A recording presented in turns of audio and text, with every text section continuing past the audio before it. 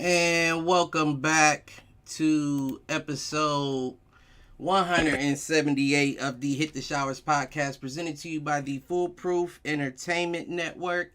As always, I am your host, Clifford Jordan Jennings, here with my point man and co-host, Malcolm. Lakers finally back in the club, King. How you feeling? We ain't finally back. We've been back, baby. You ain't been back. Y'all wasn't there last year. Or the year before. You stop. We got my guys, CT, D Stewart in the building. What's happening? Good. Just relaxing, watching some good old basketball, man. What y'all boys been on, man? Shit. Trying to keep my head up above water. If it's anything that happened before Coach Ham, it didn't happen. What? So yeah, we ain't talking about what Vogel did unless we're talking about Vogel's championship. Right now, this is the era of Coach Ham. And we ain't talking about Coach Ham and what his squad is doing. It don't matter what we didn't do before because he wasn't there. Okay, so you just want a playing game. I love what Coach Ham got us going right now. Oh, okay. I'm glad. Hold on, Cliff. I'm glad Darren started it off. Let's start off there. Darren, but we're not out of the playoffs though. So like, no. Until we're out of the playoffs, I don't want you to say anything. Don't do that. Don't do that.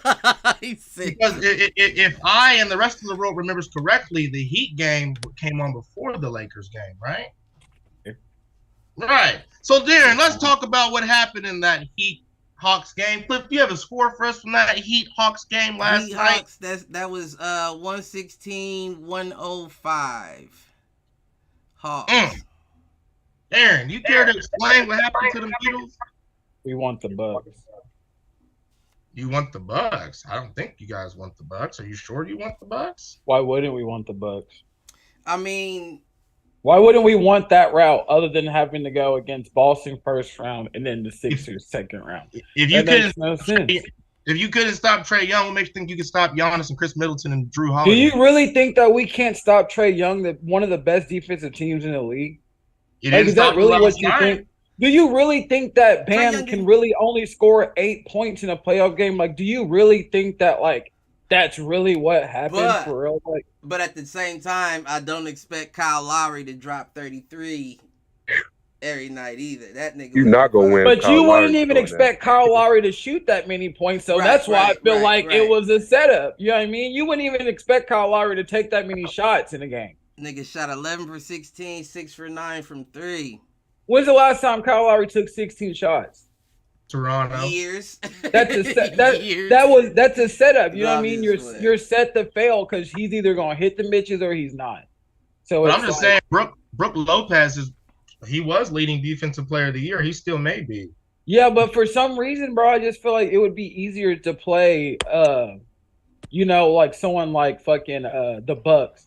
And then who would we have second round? We would have maybe the Cavs. Probably the Cavs. And the Bucks are former. What they won was it 2 years ago? The Bucks won, not last year. Yeah, but we've shown that we can hold our own against the Bucks. But it's kind of hard to say what we're going to do against one. Literally, the Boston Celtics are probably, if not the second best team in the NBA. But the Bucks in 7 games is tough. I don't care who the Bucks. But Boston is going to sweep us damn near. I do agree with Darren in the sense that is, in my opinion, the easier route than Boston 76ers. I'd much rather go Bucks than the winner of the Cavs Knicks. Right? Come on now. We're guaranteed. If we make it past the Bucks, but it depends on how hard we play.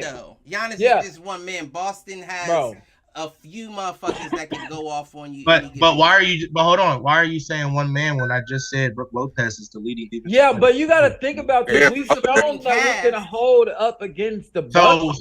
So what I'm saying is, here's a problem that I don't like what people do to the Bucks. I'm not even a Bucks fan. Y'all try to say Giannis. That's the premier player, right? But Giannis has a squad around him, though. Right. Chris Middleton, Jrue Holiday, Brook Lopez. Yeah, but like take Giannis out. Do they get them wins? Yeah, take Giannis out. Take him out. Get them wins. But hold on. But all right, Cliff, you and I especially just talked about this. You take any team's best player out. But that's what I'm saying. That's what I'm getting at. Giannis as being the premier player to his team is shoulders.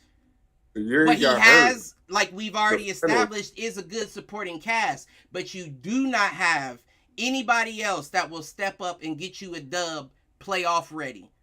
What happens if Jason Tatum gets hurt? I don't believe it. I mean, if Jason Tatum gets hurt, you can still insert pieces. I mean, that is a great player, but there's nobody on Boston. So you would have more faith in Chris Middleton than Jaylen Brown? Yes, of course. Yeah, with the supporting cast of Brook Lopez and Jrue Holiday. Yes, it's not just you're talking about Jason Tatum, Jaylen Brown, and who else, Cliff? You're gonna have Malcolm. What do you mean? You're gonna have White. Jason Tatum. I'm talking about as clutch, dependable players. Jason Tatum, Jaylen Brown. Who else, Cliff? You already said you can't count on Al Horford, right? Nah, you definitely can't count on Al. Can't count on Marcus Smart. He's a defensive guy. He's not an offensive scorer. So, but you take those two. Who outside of them are going to get it done? Brogdon. I mean, you have insert players. You have over Chris Middleton, though. I'm saying Malcolm Brogdon. You're taking Malcolm Brogdon over a healthy Chris Middleton? No, I'm not taking him over. I'm not taking him over, but I don't have a problem with him on him. Even better yet, you take a stretch with Middleton. You taking Brogdon over Jrue Holiday? Hell no. No, I'm not taking Brogdon over Jrue. No, that's what I'm saying. You sit Giannis down and you still have some pieces, though.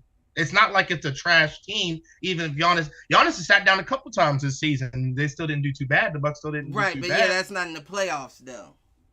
Well, he did sit down. Remember that year when they won the finals? He sat down that game. He hurt his leg, and they still won a couple games without him. That's what I'm saying. Look up how much Chris Middleton scored those games. He ain't doing that now. But the point is, Cliff, you take out any elite player on any team, they're going to struggle. Look at the Suns when KD don't play. Look at the Warriors when Steph don't play. But the Suns were good before KD was even there. I'm not saying that. And the Warriors were good before KD was there.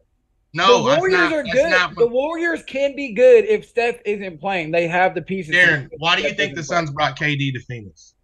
To finish off any other fucking loose end. To get them over the hump. But you're saying they're not good enough. Like that's not what I said. That's not what I said. They don't get over the hump, is what I'm saying. But how does being number 1 and 2 in your division not still consider being one of the best? Just because you didn't win doesn't mean you're not one of the best. Phoenix put themselves in that position, right? Because they traded everything away for KD. So if you do take a KD out, then of course they struggle because you don't have your Mikal Bridges and everybody else your Cam Johnsons, everybody else to step up. Y'all did that to y'allself. But if they would not have done that, then yes, you could have taken KD out, and I can still see that team winning playoff games. But seeing how that's the hypothetical, because that's not what they did, that still kind of holds true to what what you're saying, take anybody's best man out. But I don't think that it's a lot of teams that you can say that when you think about the Nets. Who's the man? Right. And question, this year, without KD, in the West, who is significantly better than the Suns?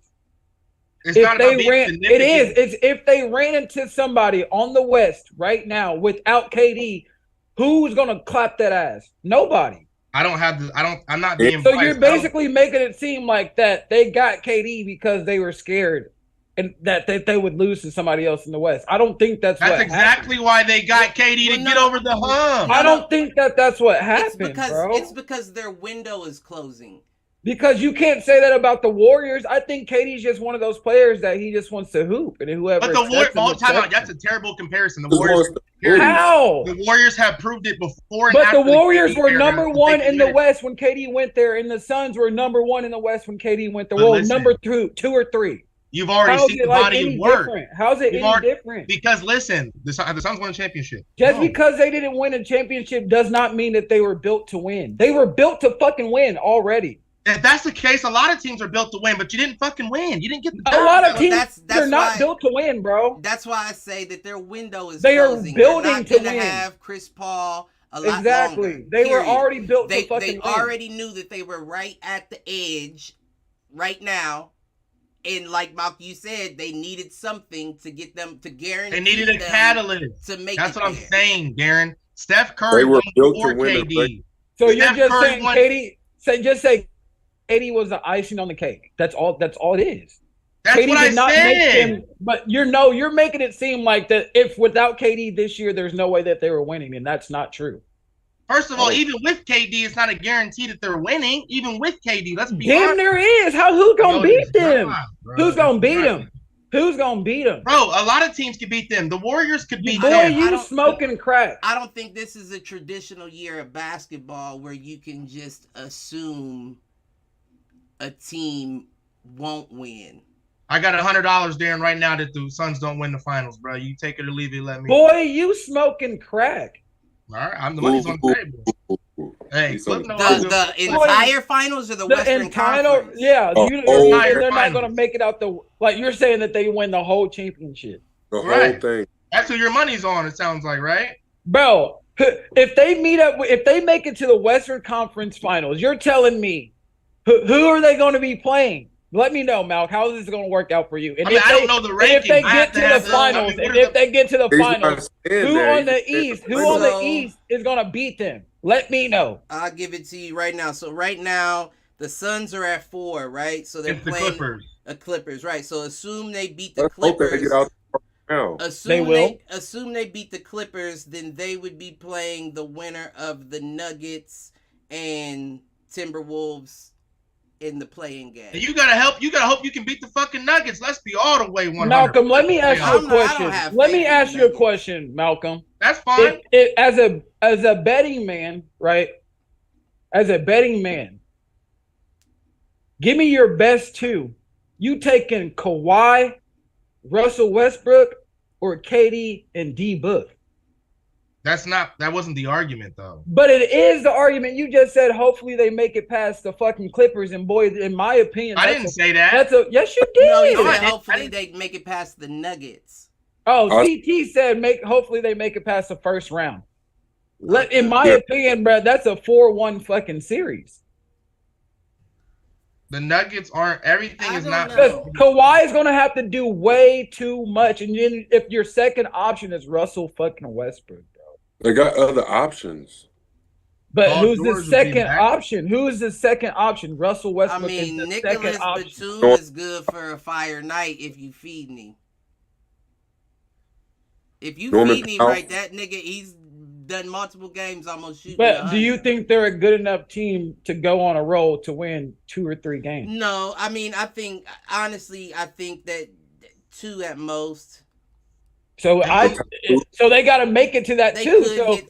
They could hit 3. Oh, and the Suns don't have depth. 2 at most. The Suns don't have depth, so you got to hope KD. They don't have depth.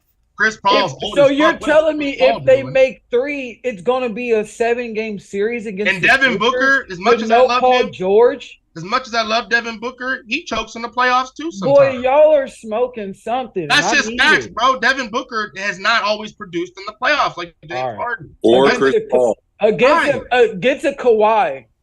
Well, that they've really never hasn't played at the same time. Chris Paul and Devin Booker, I've never seen them produce at the same time in the playoffs. Right. They don't have chemistry. They only put But didn't you just say that they got that icing on the cake, KD? They ain't got to rely on Chris Paul no more. Who said they got the icing on the cake? You did. Once again, you're missing. Oh, you said that he was the person that was gonna make.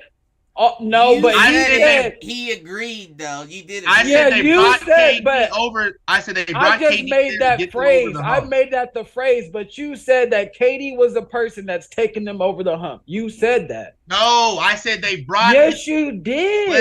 Listen.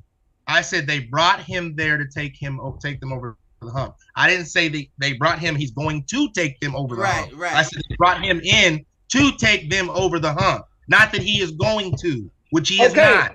Spoiler alert. What's the hump? Spoiler alert. The hump is them being in the Western Conference Finals. Winning it all. And the hump is winning it all. Nigga, we're already in the Western Conference Final, and the hump is who the fuck on the East is gonna beat us if we make it to the Western. They don't even make it to the Western Conference Finals. I don't even know who's gonna stop. Like you said, who in the East is gonna beat? Who would beat the Suns? Who other than Boston? Maybe. And Boston's gonna Philly. Who's gonna stop? Who's gonna stop Philly? When it comes down to it, bruh.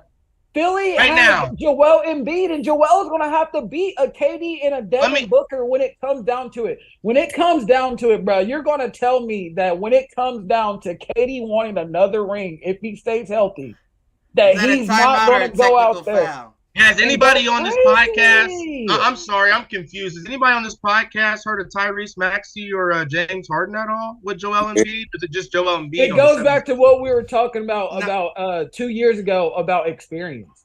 We're talking about right now. Why are we talking But Tyrese Maxey ain't got no experience. Tyrese Maxey has been balling. Go look at his motherfucking even in the playoffs. Even in the playoffs. Bro. Right. What are you talking about? How many years? One? Yeah. Since he's been in the league, he's been balling. He hasn't not balled. 1 year. But he's been consistent. He hasn't not balled. He's balled. 1 year is not consistent. He's led the team in scoring in playoff games. He is their James Harden right now. 1 year is not consistency. All I'm saying is that's hate. That's not hate, bro.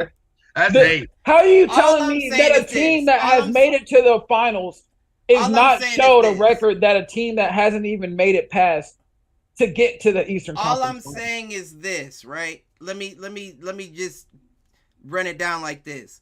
There are 4 teams currently in the East above 50 wins. There is 1 team in the West above 50 wins.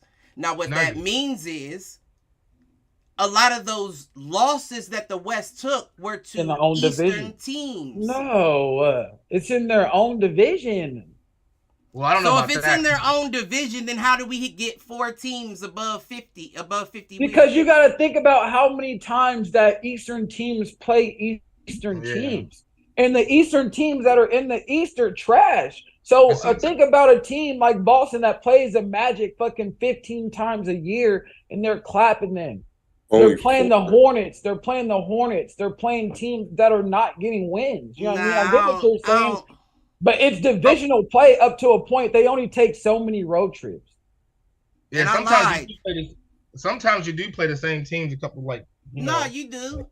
Games on the road. You do. You take the West Coast road trip if you're an East team, so you definitely play. But it's only like 3 games max. You're not gonna have you on the West Coast for 5 games span. You feel me? Like maybe it is like 5-6 games. But it depends on if you're doing a back-to-back. Not always you're gonna do a back-to-back game. It's a reason, and you could calculate why there would be so many teams higher in the East, in the West be so low. Think about that. Y'all second. What's y'all's number 2? And there's been a lot of injuries though too, so I don't, it's kind of hard to put a. It's kind of what I'm saying. It's kind of hard. I apologize. Memphis is 51. They do got 51. Right. So y'all it's kind of hard. That argument is kind of hard to pinpoint because there's been a lot of different factors going on. I mean, you had John Morant's, gun thing. You got injuries. I mean, to be quite honest, that's a part of an 82-game season. Right, but I mean, so what are we going? Are we going off of this year? I'm saying injury or not. Historically, the West has been better than the East. I feel like. And out of an 82-game season, you have to tell me at least 65 of those games are conference play. I guess what are we saying? That the East is a better conference this year? Why wouldn't it be 65? I'm not arguing that, but definitely. But I'm saying, and that's why I'm saying that argument of saying that no one out of the East is going to be able to hang with the Suns doesn't really make sense to me. Right. Like, how is a ranked 4 in the West team, KD or not? Mind you, they traded away focal points of the team. Right. Gonna just automatically beat anybody coming out of the East. I think that's kind of wild to say. Right. regardless of if it's Boston 76ers, who's 3? Bucks. New York, Bucks, right? Come Bucks, on, like that's wild. That's wild. I don't know about that. I think the Bucks would get the Suns hell in a 7-game series, bro. That's a ring for the Bucks. Yeah, I think so. I think the Bucks. As long as Giannis is healthy, that's a ring for the Bucks. It's all about matchups, Darren. It's all about matchups, bro. I don't go off a record. It's all about matchups. That's what I'll say to the both of y'all. I mean, record's cool, but really it's the matchup. I was just using the record as a base indication, right? But I don't. I do think that the Suns do have a way of making it out of their bracket to get to the Western Conference Finals pretty easily. I can also see them exiting the Western Conference Finals and going into the finals. I could see that happening. But, I mean, it takes a lot for let's be honest. You got an 82-game season, and then the playoffs itself is another one. Mm-hmm. And we've seen certain players struggle in and out of season. I don't know that you're healthy throughout the entire playoffs when shit's really on the line now. Right. So we can't expect to see the team that we currently see going into the playoffs to remain healthy through the back end of it. So who do y'all think would be a real threat to the Suns in the West? Lakers. I mean, I'm seeing right now. The Lakers. I really could. The Lakers, the Warriors. They're gonna have to make it though. They look that's not an issue. But that's not an issue though. Yeah, they gotta beat Memphis and then they gotta beat the Kings or the Warriors. That's not a problem. How's that not a problem? The Warriors. I'm more scared of the Warriors than I am of Memphis. Exactly. So it don't matter. It don't matter who you meet up with. One of those are going to be a problem. It doesn't matter if both are a problem. And y'all want to know it's not a winnable game. They're not winnable games. Right. And I'm gonna make sure I let y'all know who said this. It was Gilbert Arenas. He said today that the one problem that the Lakers have is that you have to rely on LeBron and AD to come through every night, and then you have to rely on at least 2 other guys to show up every other night.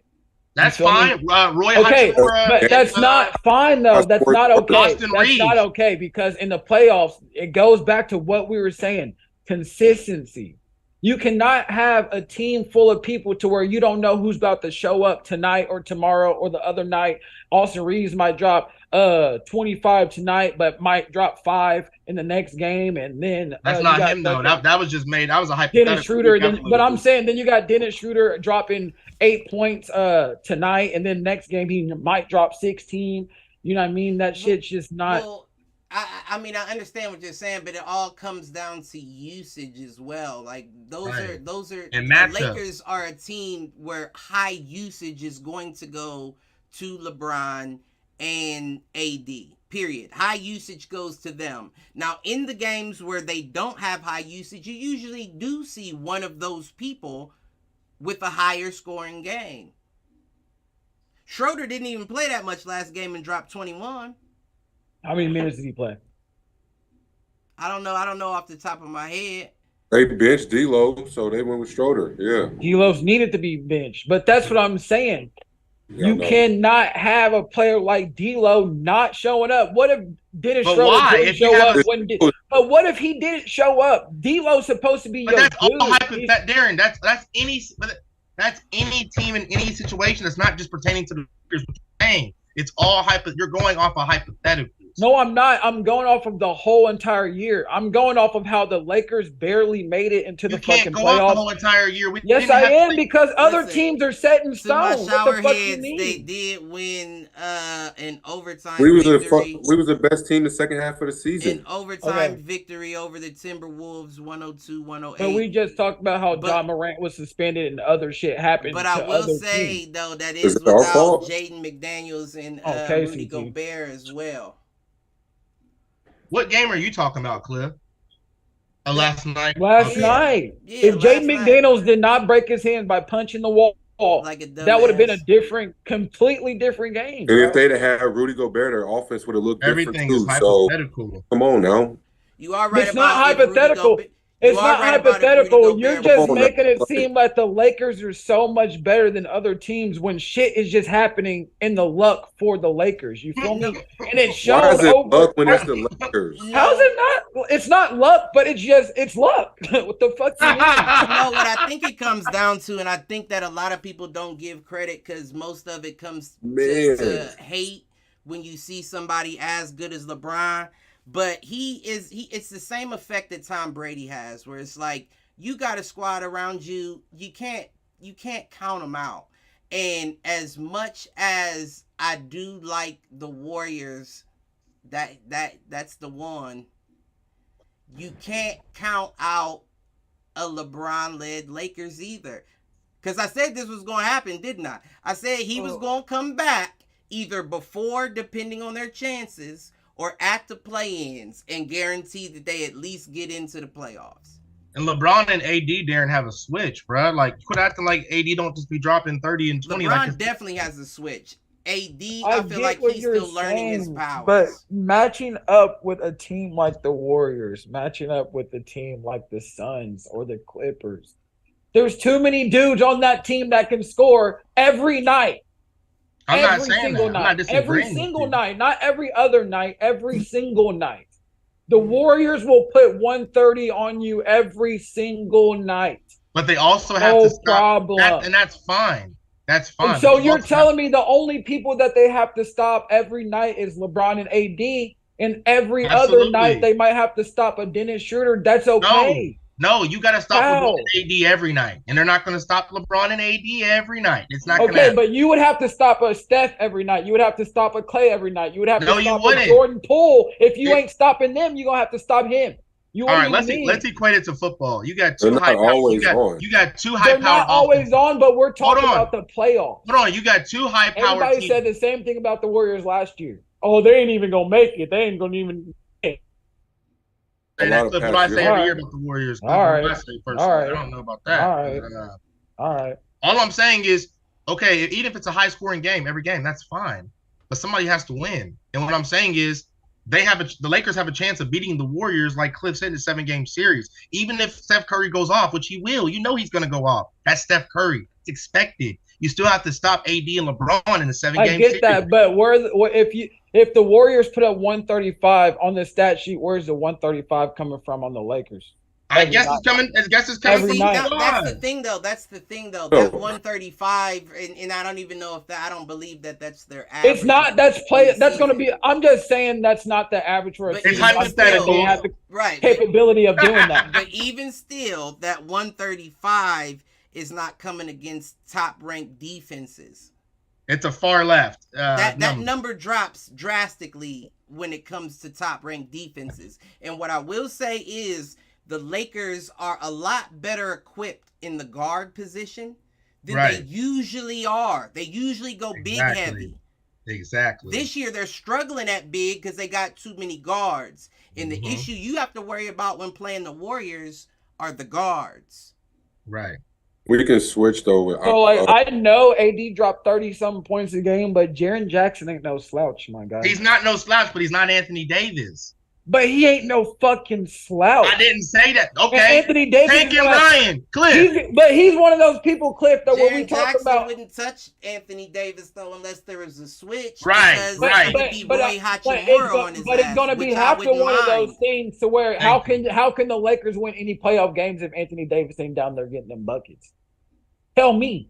He don't even need to get buckets so much as he needs to get rebounds. But how can you expect the Lakers to make it that far if you're not expecting Anthony Davis to be aggressive?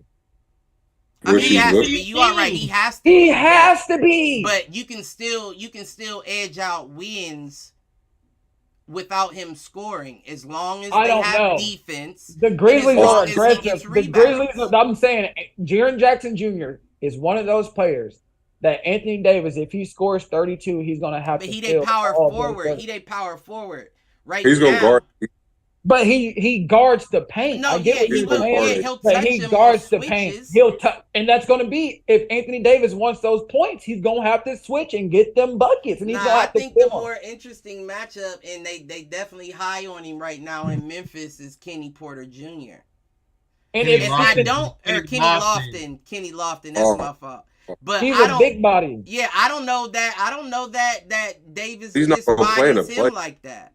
He's not going to play in the playoffs. You don't think?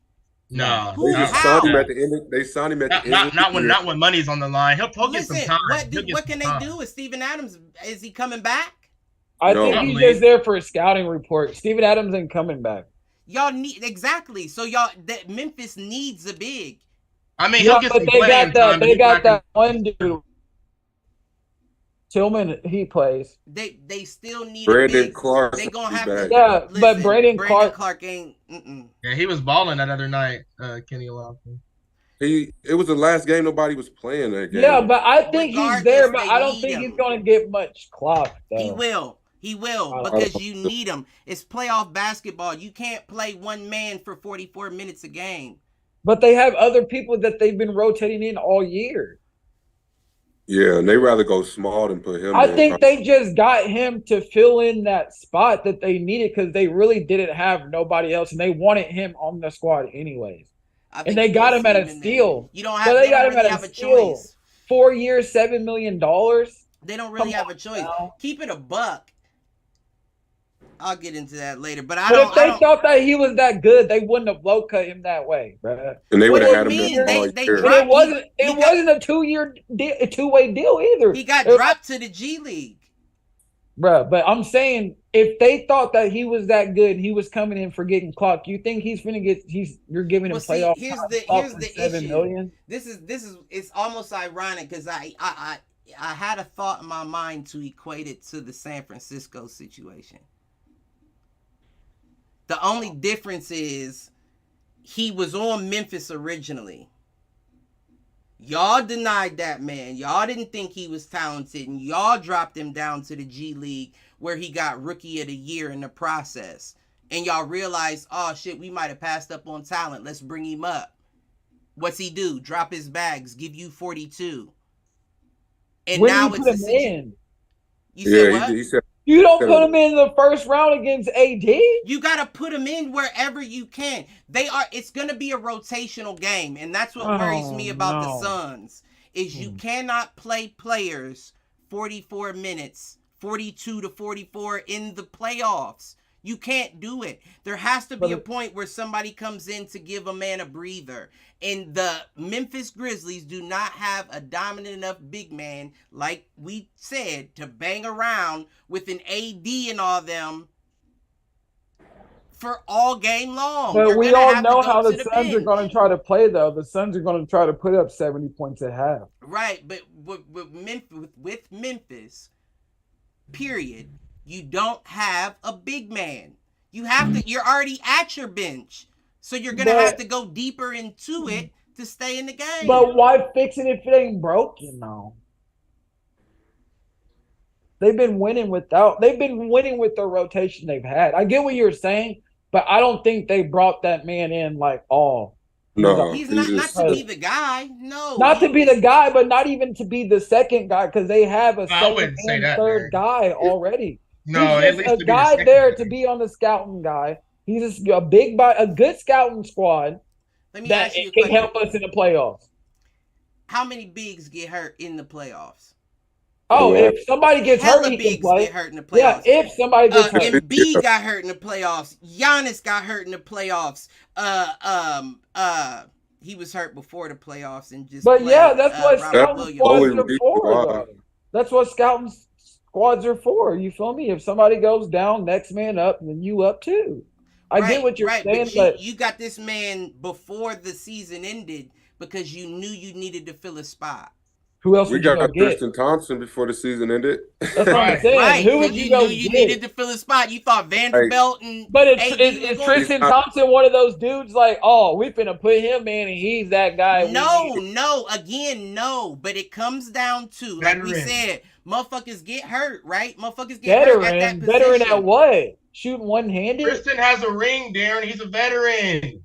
Boy, he piggybacked the fuck out of that ring. Y'all are missing me because if you have an AD, and I don't mean to use this as an example because I don't want to wish anything on them. I want to see a run. But if an AD has an issue where he has to leave the game, then it's all on Vanderbilt at that point. We just discussed you cannot leave anyone at any position in for 42 minutes a game in a playoff game. So then you need someone else to go to in case you have issues, and it is just Vanderbilt. There you go, insert Tristan Thompson. There you go, insert Kenny Lofton Jr. But I feel like playoffs one of those things to where it's like, yeah, you can't do that in the regular season, but playoffs one of those things to where somebody might have to fucking play 42 minutes a game. You're gonna have to give him a couple minutes, but he ain't about you to. You are, but he might get like what? Like so then what happens next game? Just to get a breather. If it's a closeout game, maybe. If it's a closeout game, you might have to play the whole 42. But if we have games left, why am I gonna play you 42 minutes this game and then lose the next because you banged up and beat up? But then again, it depends on how close that game is too. Or if he comes you are in, right. It's all situational, but nah, you can't. I get what you're saying, but he right away. He ain't finna come in and he ain't even. It go back to me talking to you about Donovan Mitchell. You like a Superman. You need a Superman on your team. And you want him to be around. It's not even that. It's just like, what do you expect? Like you really expect like for him to come in? How many minutes do you think he would get? Who, Kenny? And if they face 12. The Lakers first round, like how could he get 12? How could he get 12? In a playoff series? So okay, so. Let's put it like this. And I like that number that you did throw out, CT. I would say that on the low end, I do say 12. On the high end, I would say 17.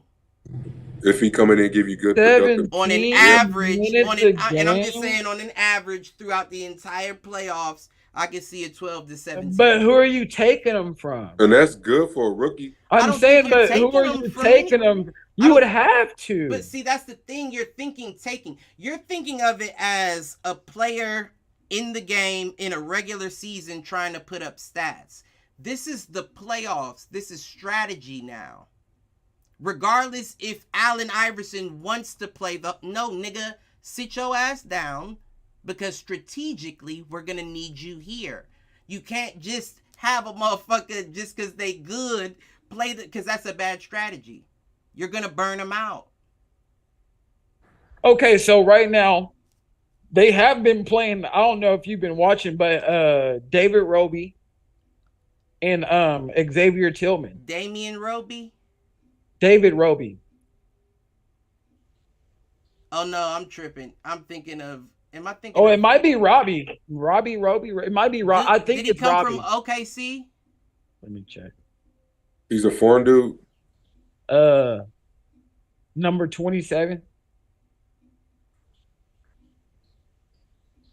But he's a backup power forward, and Xavier Tillman is a starting center. So whenever they put Robbie at the power forward, whenever they put Robbie at the power forward, they put Jaren Jackson at this, and Xavier Tillman is the backup center. So he would be like the backup center / third guy that would be in that rotating that circle. So technically, I can see them. He would be like the fifth guy in that rotating. I can see them moving Jaren if they have to. But nah, he gonna get some minutes. I'm telling you that right now. But I don't see why you couldn't put Jaren at center against AD. How could you not? Because that's not his position. I get that, but for one series, you said it goes down to strategy. Well, right now, Jaren. You can start him a couple game at center. How could you not? Jaren is good to give you a few threes a game as well. He's not going to be able to do that on a. He's been scoring 20 plus. Davis. Why couldn't? AD plays out though, but AD plays out. Why couldn't he? Can still shoot them, but AD is more so going to be in the paint. You're going to see somebody rotate to pick him up before you see AD close out with his big ass to contest Jaren Jackson, who's going to pull up 4 or 5 times a night. But if AD don't pull up 4 or 5 times a night, the Lakers ain't winning. If AD don't? If AD you don't, think he gonna have to pull up 4 or 5 times a night from 3? If AD and LeBron need to score as many points as they need to score for them to win a championship this year, hell yeah. Well, let me put it to you like this, because LeBron James just dropped 30 points, shooting 12 for 21, 3 for 6 from 3, 10 rebounds, 6 assists, and 1 steal in that game. I only say that to say that, like we said, a switch. My niggas always had a switch. That's something that he's gonna do in the playoffs. He's gonna show up. Now, I only bring that up to say, if LeBron's old ass is producing as much as he's involved in his team dynamic, I could only assume that AD and whomever else is gonna be playing on that game will be what's the dude that leads the orchestra, conducted correctly for them to get a dub. They're gonna have to be. I mean, you saw it that game, even though there wasn't any Jaden McDaniels, like we said, but you saw the places where LeBron needed to show up, he was there. And he played 43 minutes, like the second most in his career.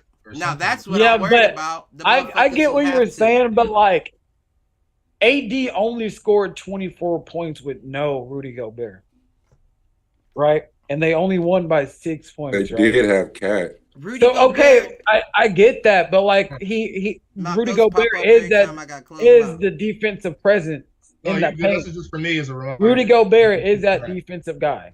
I get what you're saying, Cat's there, but Rudy Gobert is a defensive guy. So I'm saying, if AD is like, what is AD gonna do? Like, can you afford AD to not put up 30 points every night? No, you don't need it. Cliff and I talked about it before. You need it for you to win a championship. AD has to score. He gonna have to be damn near. AD doesn't have to score a thing, one single point, if he stops motherfuckers from scoring. That's what you're not. That's what you're not thinking of. You're thinking of the scoring half of the game. He's not one-dimensional. But what's more important is defense. It's always been said, defense. He's a loafer. He's a loafer, though. He's a loafer. He loafs. In the third quarter, AD's damn near loafing. So top 75. And how many 7-game series do you think AD can last? When he yelled Kobe against the Nuggets to close them out 2 years ago in the Western Conference Finals, I guess he was low. How many 7-game series do you think AD can last? Because it what do you mean? As long as he's healthy, he'll like that. Right. That's the real question I will ask is, will he remain healthy? But loafing is not an issue. LeBron is not going to let him loaf. Go ahead. I was just about to say, there was a play in the game where even the commentator said, if you noticed how high LeBron threw that pass, that was because he knew only AD could get to that. And it was a clean putback. LeBron is going to, you know what I'm talking about? Yeah, it was to take them into overtime. He threw it like right over the rim too. Like, it was crazy. He said he knew only AD could get to AD. He knows that's the conduct. Now, when I say conductor that time, I mean of a train. I don't mean of a flame. Right. Going back to last episode, he's going to conduct his offense. LeBron James. How many shows do you think that they can conduct, though? How many what? Shows that you think he can conduct? Because it's like, yeah, as a player, it's like LeBron James can do this, can do this. But you still have to rely on other players to show up. I get what you're saying. He can request for people. Darren, how many people at AD's position are better? But I'm saying AD is the only person you can rely on every game to show up. What are you talking about? Austin Reeves has been consistent. What do you mean? I don't even know if I can agree with that, because there's been games where AD didn't show up, where AD only gave you 14 and 9. Right. And we still won. Right. So I don't know if I can even agree. Against who? And what playoff atmosphere was you playing in? But that's the same argument we can use. That's hypothetical for everything. Wait, that's the same argument we can and did use against your Warriors dropping 135. Against who And was it playoffs involved? But why can't we ever talk about history though of teams showing that they can do what the Warriors have shown they can do what I'm saying that they can do? I agree. Y'all are going. Malcolm's always talk about hypothetical. The Lakers haven't showed shit that they can do shit. So why is that not hypothetically speaking? Y'all are saying that the Lakers can do something. Is a year where you can just judge based off of common knowledge of basketball. But they said the same thing last year about the Warriors, and they won the fucking championship. Well, when you say they, who's they? Because Cliff will tell you as long as he's known me. So many people in the world said the Warriors didn't even have a chance. Cliff, me personally, do I ever any year? I'm not saying you. I didn't say Malcolm said. I didn't say Malcolm said. always bets me against the Warriors. Thank you. But I'm not saying that Malcolm said. You'll never bet against Steph. I'm just saying half the fucking world said that the Warriors I agree. Win the fucking and that's I bet on Boston to win the finals. Right. And I understand. So I'm saying from even them getting into the playoffs. You feel me? Like they were in the position that the Lakers are in right now. Right. So how could you reverse the roles? But I'm saying the Lakers couldn't. But nobody was saying last year that the Warriors were gonna win. That's what I'm saying because they hadn't proven that they could. So. And that's why it was so fucking shocking because nobody even thought that it was possible. Why can't the Lakers do it? But because they haven't showed that they're going to. Hold on. Time out. There's so many other teams that are better than them that have shown that they are better than them this year. Don't say nothing. Cliff and CT, I got a stat. Don't say nothing. I got something right for that. Hold up. Let me scroll. Y'all are going. Hold on, Darren. Let me. You won't even let me read off the stat. The Lakers. The last 20 games of the season. I know you're a LeBron. You won't let me read the stat, bro. Read it. All right, you ready? Late season run propels Lakers to winning record. Los Angeles is the fourth team since 1981 to start 2-10 or worse and finish above 500. So if you think we're not rolling, we're not excelling, we're not on fire lately overall, we're rolling into the playoffs ready to go, bruh. Bro, y'all played the Jazz. Y'all played Jazz 5 out of those 20 games. Hold on, hey, Cliff and wait. And the Jazz sat half of their fucking players because they were hurt. So I get what you're saying, but it's not all about LeBron.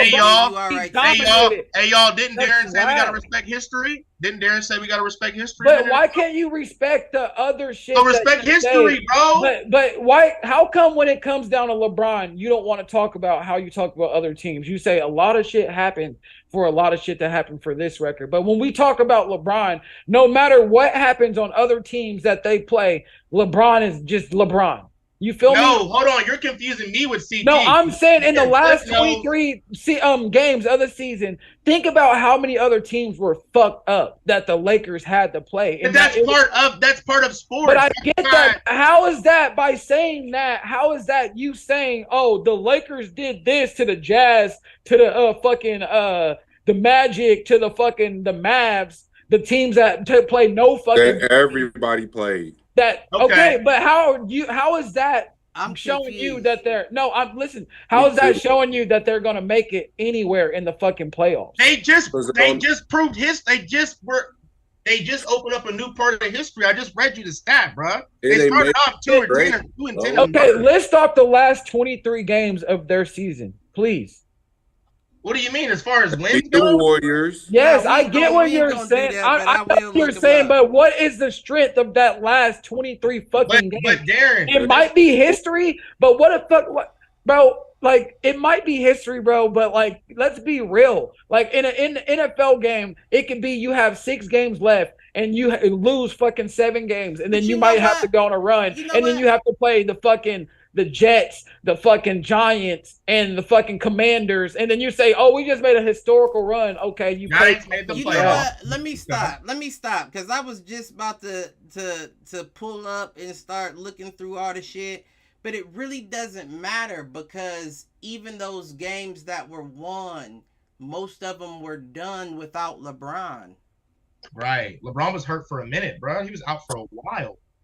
Okay, so that shows you. Came back, so that shows you how bad. That shows you how bad other teams were, because when the Clippers went down, No, but I understand what Kawhi wasn't even playing with PG first went down. Kawhi wasn't even back all the way yet. He had just went back down. So I get what you're saying. But didn't Russ drop 34? But that's Russ. So you're telling me we're relying on. What do you mean that's Russ? I'm saying regardless.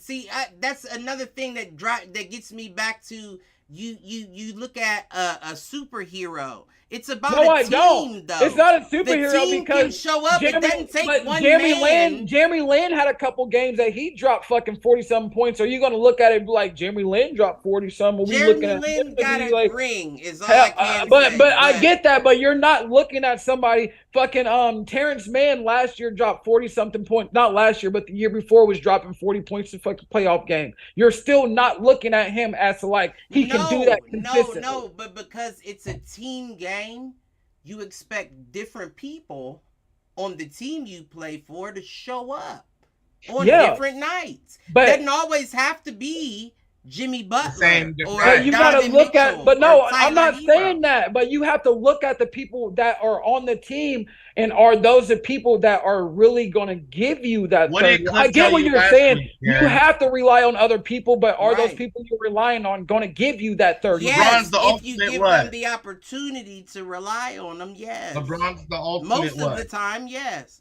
LeBron is the ultimate. What you say? What we say last week? LeBron's the ultimate what? Floor general. Floor general, yeah. Nobody sees the floor like LeBron. Nobody sees the floor like LeBron. It's clear.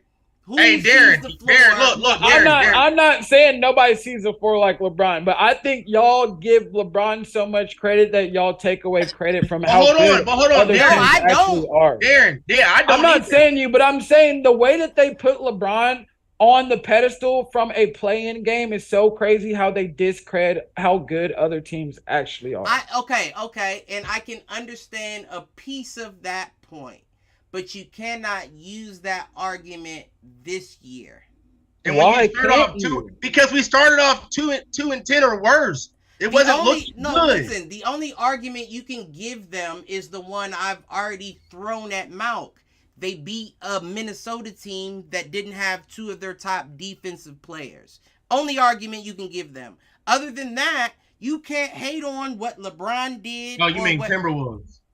Who did I say? Memphis. But they're about to play. Right, but you know what I meant. The Timberwolves. Right. But can I ask a question, Malcolm? Why are you such a hypocrite? Because when we talk about injuries for everybody else, you say it's part of the game. So it don't fucking matter why the Lakers were in the spot that they were. They were in the spot that they were fucking in. Yeah, you make excuses for LeBron. Like I said, everything about LeBron is it's LeBron. But when it comes to everybody else, it's part of the game. You feel me? When did I ever say it's LeBron? But you just said that the Lakers were in that spot because of LeBron and AD. I didn't say no. That's not what this boy be changing. He said LeBron was hurt. You said LeBron was hurt.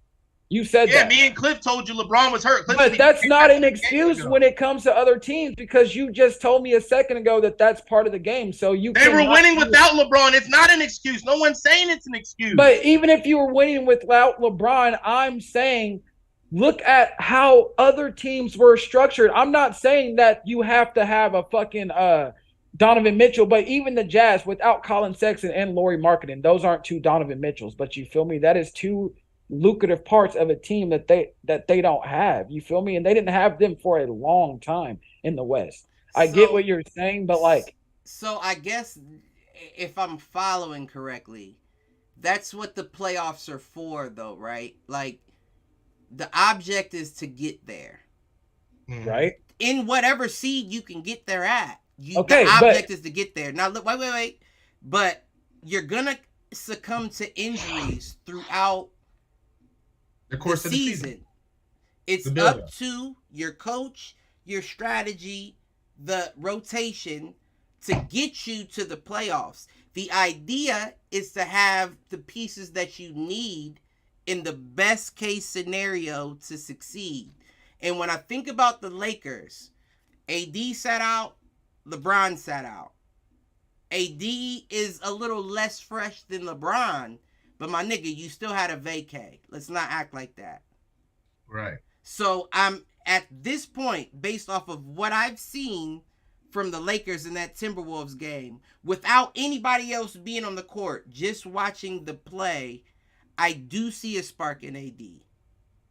I do see that. That's something I can't, and I'm hard on him, but I do see a spark in him, and which is why I say with AD functional, I'll use that word, and LeBron out there conducting a functional team while doing his work, 30 plus. I really don't see a situation they hungry right now. You can't, and I don't mean to just harp on the Lakers, but that goes for any team. The objective is to overcome the diversity that's tossed at you, and most of the diversity is going to be injury. I'm just thinking about what's on the playoffs tell you who's really real, and that's what we're waiting to see. Right. But what do the Lakers have on the line? All the inexperienced players that they have, what do they have? If they meet the Suns, what do they have on the line? I'm saying, like, if they meet the Suns, right, we know what KD has on the line for his legacy if they lose this fucking series. How? Wait, what? So you're telling me if KD goes to the Suns and they don't win, that's not going to fuck up how people look at Well, let me ask you this. If the Suns do lose, you think you won't see a tweet from KD's burner phone saying, I just came to this fuck-ass team to try to make them better. I'm not... But that ain't got nothing to do with me, but everybody knows that if KD is on that squad, that gives him that much better chance to win. So if KD goes on his burner and says that ain't got nothing to do with us, we know he's a punk-ass bitch for doing that. So I'm just saying, and I just use that as a joke to say, again, this is the last time I'll say it. This year, I do not think you can judge based off of the history of the NBA. I don't think you can say because Boston has been in the finals or the Eastern Conference Finals at least 2 of the last 3 years, they're going to make it back too. I don't think because the Warriors have gotten wins in the Western 4 out of 5, you know what I'm saying? I don't think that's not what I'm looking at. I'm looking off of just how the teams have played this year. Let's take the Warriors out. You feel me? Take the Warriors out. The Boston Celtics have been playing a high level of basketball. How have they not showed you this year that they cannot win it all? The Lakers have not shown you. I'm saying if you're going to put that last year though. But I'm saying you still have to go off of how they're playing. The Lakers have not played at a level that the Boston Celtics have played. So therefore, that doesn't mean anything though, because you used the argument that the Warriors were not expected to win last year and they won it all. So you can't judge it off of that. You and don't he says know I'm who's the hypocrite. Coming. He says I'm the hypocrite. I'm not using that as a statement at all. I'm just saying, how can you not say that a team that is winning all year, let's take away the history of last year. We would have expected the Suns to win it all last year coming out of the West. Mm-hmm. And what happened? They got booted by the Mavericks. Who? No one. But what my point is are they saying that the Lakers are a good enough team? And it just seems like to me that it always comes down to just LeBron. You feel me? Like, I mean, it does. No, it doesn't. All right, time out.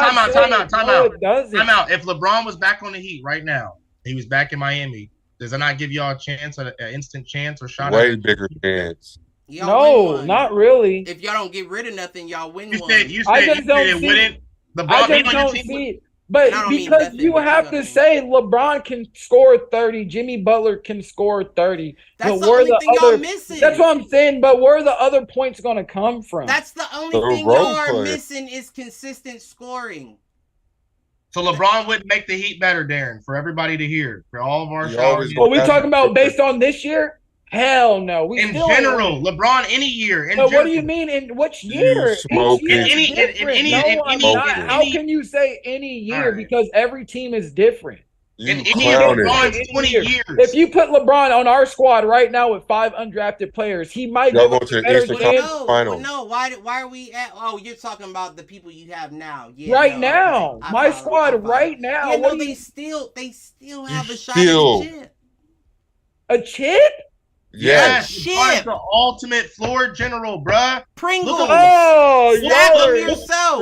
Look what LeBron's doing with the team he got. Can you imagine if LeBron had a Tyler Hero and a Bam Adebayo in them too? Much, I swear to God, applaud Bam how much y'all love LeBron. You heard my name, how much Clifford Jordan LeBron. Jennings. I am a Jordan guy. Spoelstra? I'm a Jordan guy, how much but I will LeBron, not allow for just the disrespect of LeBron. You feel me, right? There's no disrespect, but y'all are basically saying no matter what LeBron does, there's a chance. That's fucking, and that's discrediting every other team in the NBA. He's the greatest scorer every of all time you time. say that, you're discrediting everybody else. At some point, Darren, you have just to like give credit. You said, a fan or not. Pick KD anywhere.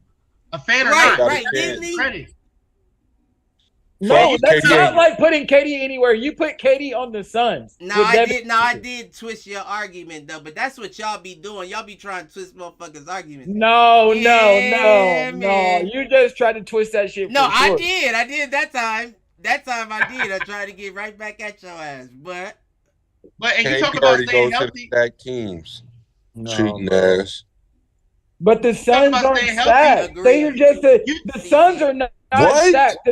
The Suns are just a good structured team. Who are they stacked with, my boy? You have to hope KD stays healthy through, like you talk about. Who are they stacked with, my boy? Well, that's the thing. They threw in. What? They threw in. Do y'all know how All-Star voting? Y'all know how All-Star voting works? All-Star voting works. The best team in the division gets at least 3 players. It changed so much, so I don't want to hear that. I get that, but what you're saying is that Chris Paul makes an All-Star squad and he's on a stacked squad. Because back then, if you had the number 1 team, you no, probably but I have get 4 what you're saying, but Paul a top 5 point guard? No. So that's not a stacked squad. What the fuck you talking about? He's top 10. The Suns are not stacked. No, they're not anymore. They're not stacked at all. So that's what I'm saying. He just said KD joined the stacked squad. They became unstacked when KD got Well, they went to the NBA Finals not too long ago without. But they became unstacked when KD got there. Right. They traded a lot of shit. Listen, Cam Johnson and Mikal Bridges alone was like. DeAndre Ayton's the number 1 pick. I believe they had a chance without KD. That's what I'm saying. Last year, and I know you was on a little bit last year too. I said it that whole reason why they didn't get further is why, Mal, because they didn't use DeAndre fucking Ayton. They didn't use him at all. He was a cleanup guy. He was being a baby last year, though. Man, it doesn't mean I don't care if you whine in the whole season through. If I know I got you at a certain spot, I'm gonna get you. But when there's money involved, people play different. And he got paid, so he about to hoop. Right now, but that's what I'm saying. This year he's gonna hoop. That's why I'm saying last year he wanted his money. That may be where experience comes into play. Is because once we hit the playoffs, your contract is out the window. Yeah. Right. What you make is out the window. I don't give a fuck what they pay you. The team is going to get you a ring, not yourself. Yeah. So if you go in thinking, I get paid more than everybody on this bitch, I'm taking this, we lose. Right. We lose. We need everyone to contribute. Is that how you feel about D. Mitchell? That's what I've been saying. I knew you. That's all I'm saying. And I said the only reason I see Cleveland losing this year is D. Mitch trying to be hero and take. But at the same time, Cliff, even with Donovan Mitchell playing like that, he still gives y'all the best chance you have. Y'all have 50 wins, boy. What? We got 51, 7 more than last year, though, right? That's all. And like we said, if Jarrett Allen was healthy for at least if you get 50 wins, you in the playoffs. Boy, you sitting at 55. Cliff, my guy. Jarrett Allen missed what? Like 12 games. 16 last year, I believe. He only missed 9 this year. What's the name? Evan Mobley missed. That's what they missed 9 more games last year than they did this year, hands down. Now, mind you, Lauri Markkanen's gone.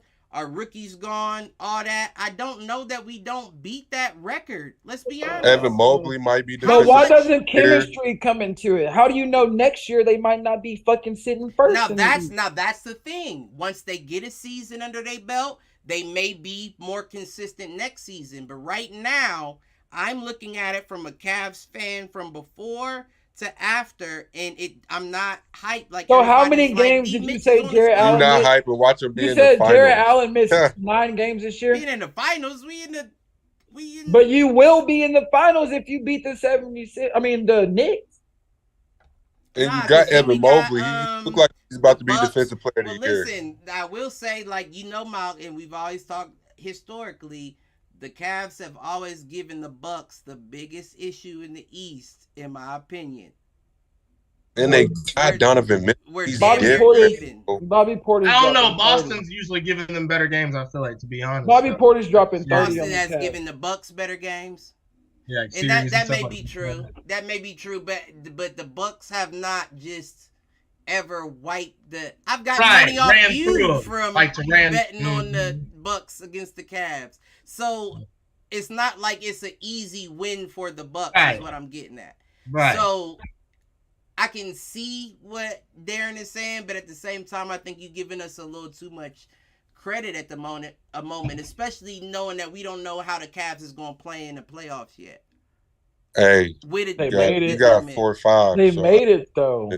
I believe in 4 or 5. But we would have made it last year if it wasn't for we dropped from 4, the very same spot. Woulda, coulda, shoulda, smulda. But it's real shit. We dropped from 4 because we lost Jarrett Allen and Evan Mobley for 2 games. But okay, so this year you said Jarrett Allen missed 9 games. You said this year your record is 7+, so therefore take at least 4 of those 9. No, it ain't even about that. It's just about that means that gives you that 10+ from last year that you wanted to sit on. With the last 10 games of the season, if you're missing your big for 9 and your second biggest guy for 2 of those 9.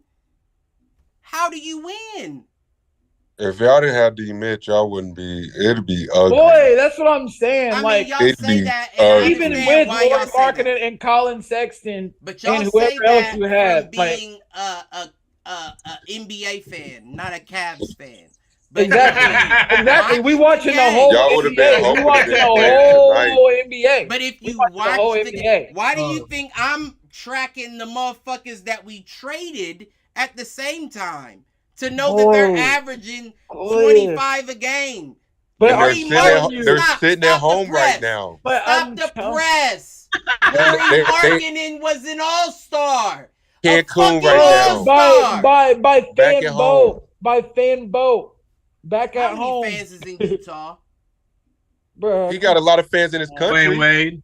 How many fucking fans is in Utah? But that's where the game. That's where the game was. Man, stop playing, G. Salt Lake City got a big ass. No, that's a good point. That's a good point. That is a good point. That's the only thing that they got. That's a good fucking point. You are absolutely correct. That is where the All-Star game was. And somebody got that's when he got it in Cleveland. That's when he got it in Cleveland. He got it when he was in Cleveland. But wait though, look at those fucking stats. You averaging almost a double with 4 assists. He should be an All-Star, regardless of if he was on Utah or not. No. Man, y'all playing. No. Y'all playing. The man was man. No. Them boys ain't even in the playoffs. Who do you remove? Who do you remove to put him on the squad?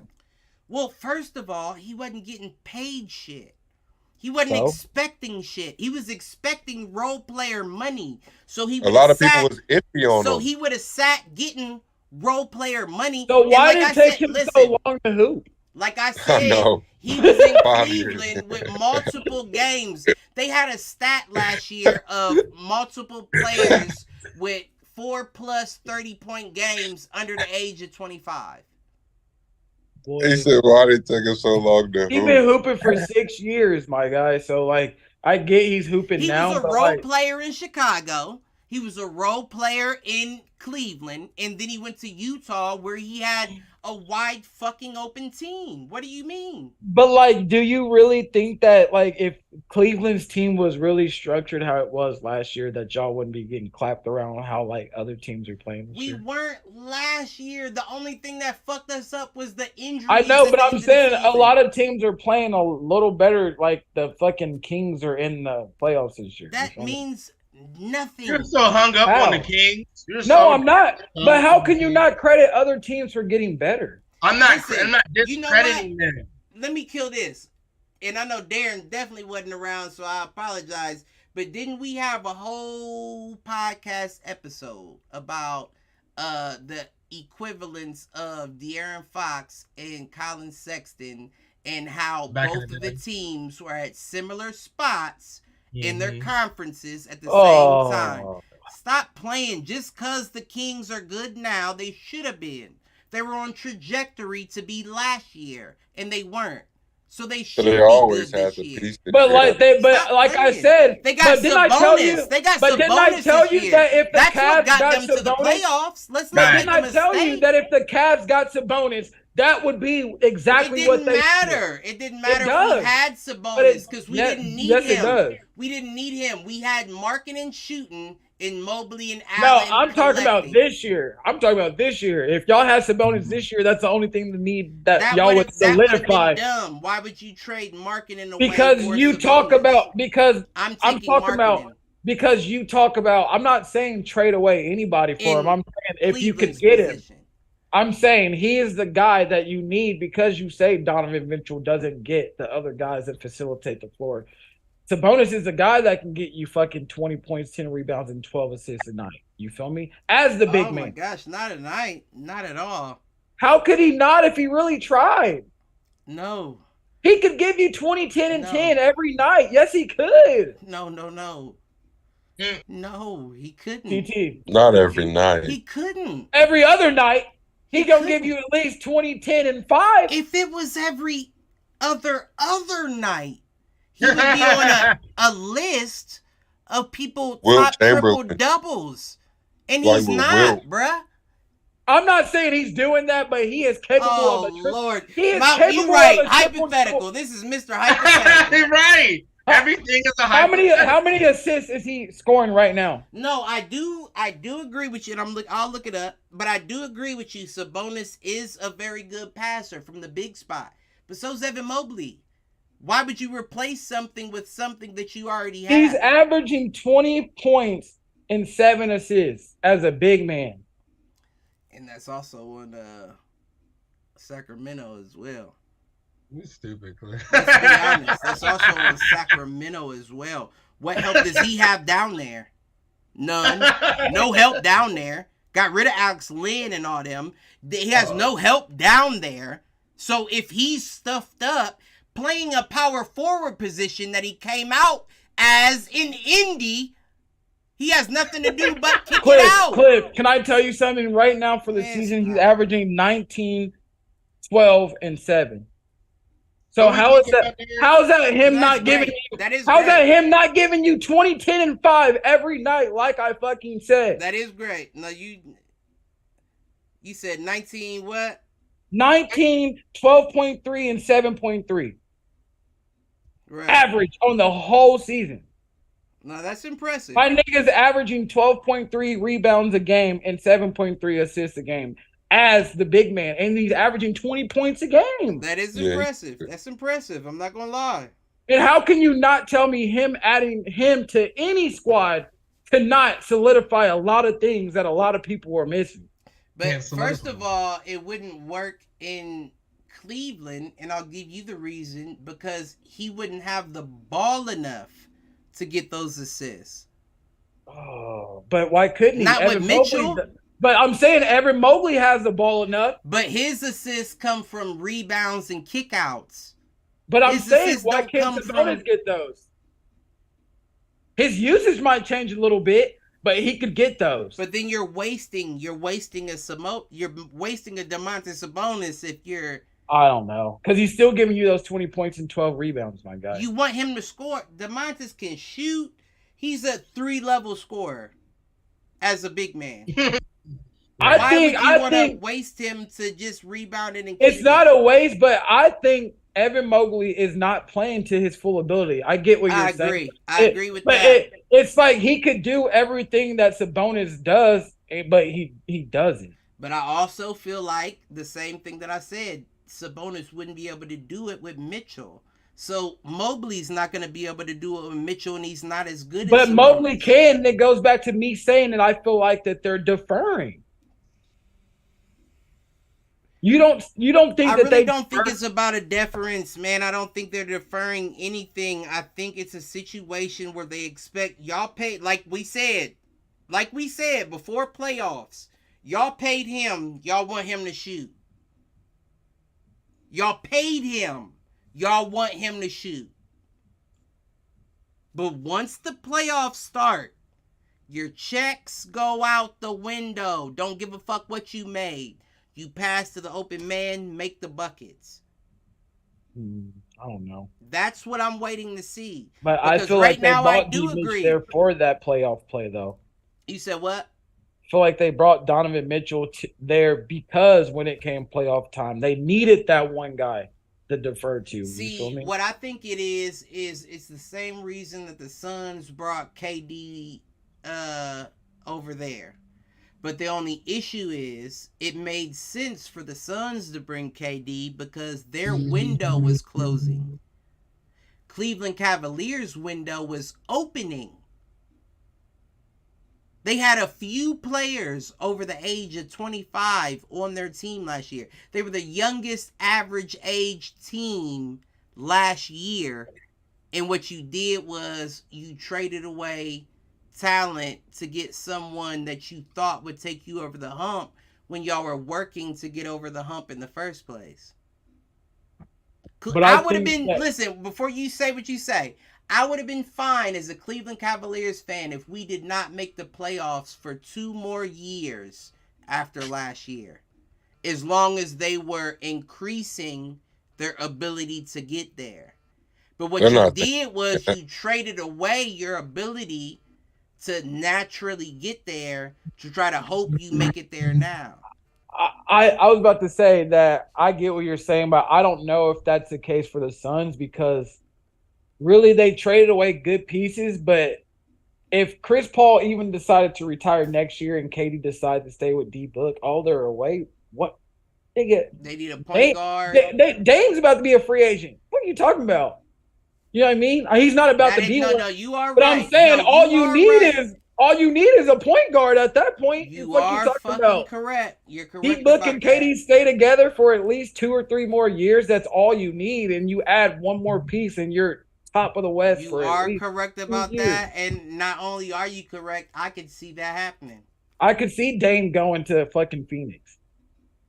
He's already used to fucking Utah. Why not move next door? If Dame goes to the Suns, bro, we're going to have to go to a couple games, bro.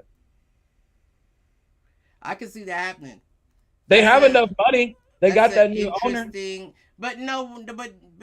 Well, no. You want to go close to home, if anything. No. You didn't offload enough contracts to be able to pay a Dame after you just paid an AD. But you would have enough money if you got rid of the pieces you didn't need because you have a Dame, KD, and D-Book. And an Ayton. Who else you need? The Suns to play an 82-game season 4-on-5. But I get what you're saying. But Dame could literally come there. What is that? But he could come there as a 1-year contract. Dame could literally come there for 1 year, and they could. But why would he if he's a free agent? Unless that 1-year contract. I would want to check. I would want a ring. Crazy big. Where else is he going to go to get a ring, my guy?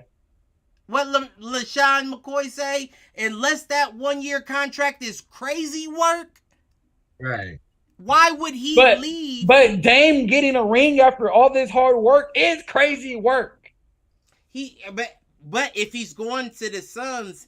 Essentially, you would imagine he would, and I use that in quotations for my podcast listeners, get one. Right, and that would be the only reason that I would go to the Suns is to chase that ring. So therefore, if I have to come down there on a fucking $30 million 1 year, $30 million 1 year deal, but give me that bag. Lot. But once again, it's hypothetical. That is a lot, but you're telling me that you can't shave off some loose ends? Think about how much we just said the Suns don't have depth currently because of what they did for KD. How much are they gonna have to get rid of? Who on the Suns is getting paid? They're playing 4-on-5 for 82 And isn't Chris Paul at the end of his contract? He's still getting paid. Definitely. He's at the end of his contract from Houston. So who else is getting paid other than D-Book and Aiden? They just gave Mikal Bridges. He's the only one that's really up for a contract, and he's about to get that from either Brooklyn or somebody else. You feel me? I don't think they're tied up with a lot of change over there. If Brooklyn doesn't keep Mikal, he wants to stay. He wants to stay there. It's a few steps under what I think Memphis did of sending Kenny Lofton to the G League.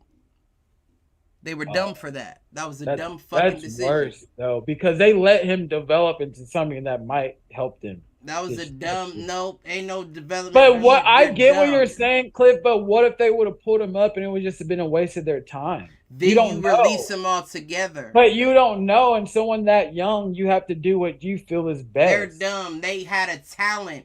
Everybody was looking up when Chet Holmgren went against Kenny Lofton, and they was like, "Oh, yeah, but weren't you the one that said Chet? Didn't you say that it's just summer league?"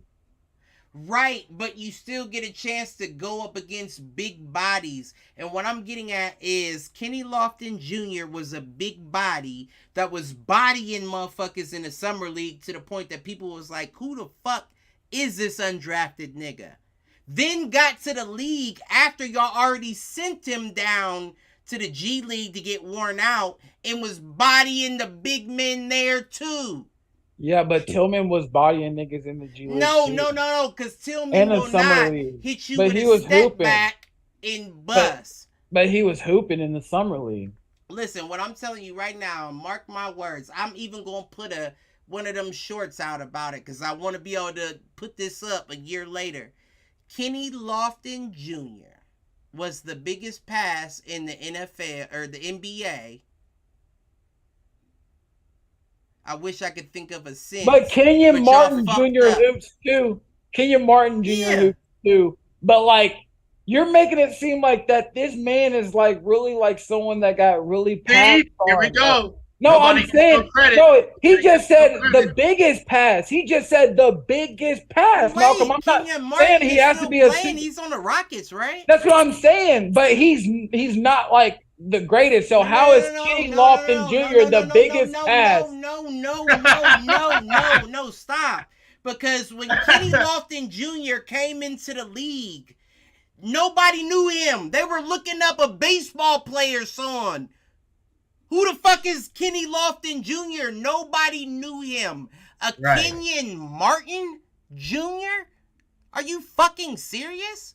Motherfuckers knew who he was when his birth certificate dropped. Yeah. But I'm saying the level of hoop on the fucking summer league. We're going off the level of play that they had. Well, first of all, that was Kenyon Martin's second year. He came back to the summer league. That was Kenny Lofton's first. Anyways, my question is, how is he the biggest pass in NBA history? Well, I mean, just saying, give it 5 years from now.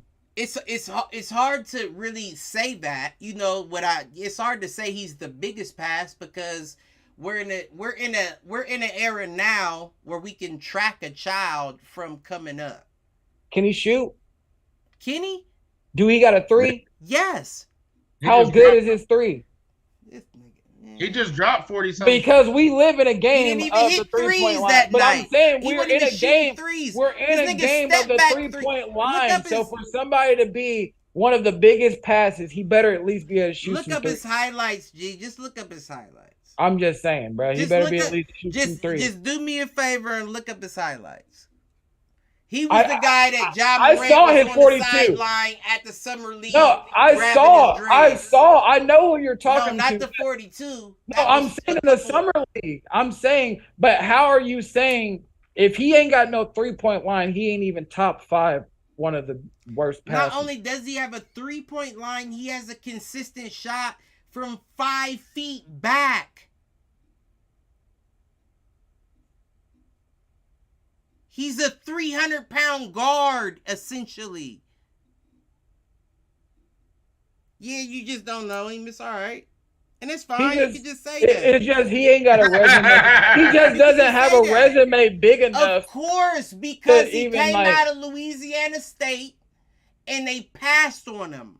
Okay, but you're drafted. You're holding him to a high level. I'm saying you're putting him on a pedestal. They sent him to the G League. He got Rookie of the Year. He came back, first game back, dropped 42. What are y'all talking about? Y'all passed on a talent. How does a man get Rookie in a game? He dropped 42 in a game that every fucking 1, 2, and 3 was pulled after getting Rookie of the Year in the G League. So while y'all were saying we don't think he's him, he's saying I'm him. So Malcolm, does it make sense that he is the Rookie of the Year in the G League, right? And then he comes to the NBA game and then they structure it like a fucking G League game because everybody's pulled out. So you would expect him to continue to play at a G League. You would expect him to drop 42 because it's fucking G League. You don't expect him to drop 42. But you expect him to keep on playing like he's a fucking Rookie of the Year in the G League in this fucking G League game that we have when we're playing the 4s and 5s. Damn, ain't no credit though. No credit. There is credit, but I'm saying he was playing OKC. Cliff, what I'm saying, wait till he plays. Wait till he plays a game and drops at least 10 points to say he's the biggest pass. He ain't even playing a real game. OKC, who was fighting for their playoff or their play-in opportunity. He was not playing a team who was playing 3rd and 4th stringers. He was playing a team who was fighting for their life in the postseason. No, they weren't. In that game, they weren't. So OKC is not playing who tonight for their opportunity at a playoff spot. But I'm saying you're saying they were playing answer the question. Who are they playing tonight for an opportunity at a playoff spot? Cliff, but what I'm saying, when they played them, I get what you're saying tonight, but when they played, still didn't answer the question. No, they were already. No, who are they playing tonight? The Pelicans. Right. But does that matter of when they played Kenny Lofton? Because they're not playing Kenny Lofton tonight. So what are you saying? Because they're already in the playoffs. But they were already in when they played Kenny too. Right. But so none of their starters were playing. That was fighting to get in the play-ins. No, they were already in. They were already in. They were already in. No, none of their starters, none of their 1s or 2s played because they already had a spot. What are you talking about? They didn't even play. That was a practice squad. That was a fucking practice game for both teams. Play. But it wasn't even like a game that anybody was playing. Yeah, it was G League. They already had a lot of players at the like they brought people up. They brought a lot of two-way players. I'm not. They brought two-way players up on OKC to play that night. A lot of players weren't even dressed.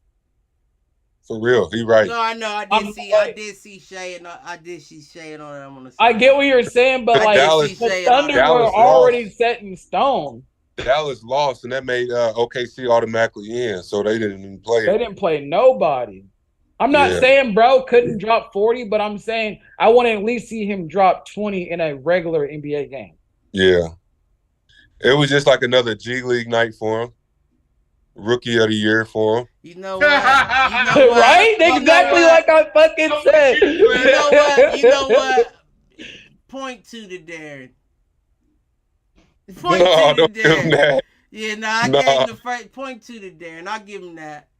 I will give him that. Or at least 15. At least 15. I mean, yeah, you went all the way to say he was the biggest buzz to us. That's kind of out of the ordinary. That was the biggest buzz. You say he was the biggest. No, he is. I still agree with that. I still agree. Well, not the biggest buzz. The biggest pass. I am not taking that back. That will not get taken back. In history, though. I mean, I'm throwing it out there on the show without the history of. You know what I'm saying? But no, like that's the history of hitting the showers. Right. Yeah, right. Correct. 2 words, right? Correct. In history of this that I can think of, yes, but I don't have to be like, you know what I'm saying? It's hard to. But I also said that. If y'all was listening to me, y'all motherfuckers don't even listening. I was saying it's hard to say that because now we can track a player coming up through they shit. So we know when a bus comes. Where you like, oh, you passed on something because that nigga was something. But back then, we don't know. So I don't know in the history of. So, which makes me confident in saying, yes, he was the biggest pass in the history. No, I'm just playing. All right. But I do think so. I think he's one of the biggest passes. Time will tell. It's a fact. It's a fact. I said it. You got a 300-pound 6'8" center with a 40-inch vert. Are you fucking playing with me? Are you playing with me, honestly? All right. I mean, that's crazy. And I'm giving him the 40, but I know it's high. If it's not 40, it's high 30s, and that's a fact. But either way, if he has a 37-inch vert and he's a 6'8" center, I'll take him. Oh, y'all don't want him? Y'all want him in the G League? I'll take him. Yeah. The fuck out of here. And he got a 3-point shot, a step back, and a little dribble finesse. Yeah, I'll take him. Y'all passed on him. Let's say no problem. He's NBA's Mr. Irrelevant. And that's why I said I got her up and get that short out before somebody steals it. Yeah, NBA's Mr. Irrelevant goes to Kenny Lofton Jr. Yeah, I fuck with the Kenny. But Darren hopped off. First, before we move on to these playoff standings, and I know we went through it quick, but the Rudy Gobert, Kyle Anderson shit. I was funny as fuck. You ain't seen it? Who said they ain't seen it? That's some CT shit. You ain't seen it, CT? Get back. Hey, no, I saw it. That was crazy. Hey, Rudy got it was whatever last thing he got tired of it. He said, I'm gonna fucking reach out. Hey, and that's CT hitting Darren. Listen. But see, that's my whole thing. That's my whole thing is I don't have a problem with that as long as it's in the locker room or in practice. But in a game where you maybe he thought it was okay because Draymond already did it. What are you, French? What the fuck are you, French? He thought Draymond. You never been to war before? You fucking Frenchman? Oh, come on, Cliff. We love everybody. You know. But I'm saying for real, like you haven't. But let's be honest, because even if I'm joking, which I am, there's a point of truth to it. Because if you've never been in a situation where there's high stakes, that if I do this, this comes in return, right? Then you are free to do a little more than someone else until somebody puts you in your spot. Right. And what I'm saying is, Rudy Gobert may not have been wrong in punching Kyle Anderson. Just wrong place, wrong time. Exactly. You could have waited till you got to the locker room and there was no cameras, no nothing. But you chose to do it in front of people, which ultimately it seems kind of weak. But it happens a lot actually with teams. Like I think it happened like. Nah, gee, that seems weak. Like why on camera?